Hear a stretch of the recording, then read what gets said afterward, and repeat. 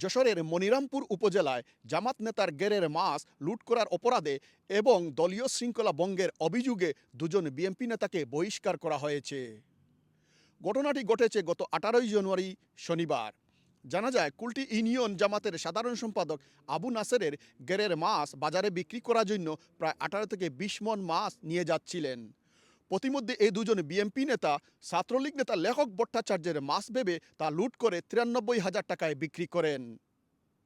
পরদিন 19 জানুয়ারি অর্থাৎ রোববার ঘটনাটি এলাকায় জানাজানি হলে এবং এর ভিডিও ফুটেজ ছড়িয়ে পড়লে যশোর বিএনপির সদস্য সচিব সাবেরুল হক সাবু এক প্রেস বিজ্ঞপ্তির মাধ্যমে এই দুজন বিএনপি নেতাকে বহিষ্কার করেন।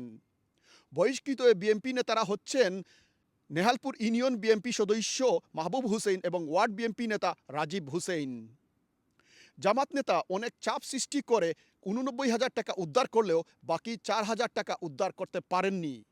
তবে পুরো ঘটনার তথ্য প্রমাণাদি নিয়ে তিনি মামলা করার প্রস্তুতি নিচ্ছেন বলে জানা যায়। Shahidur Rahman Suhel, Birmingham, Bangla TV.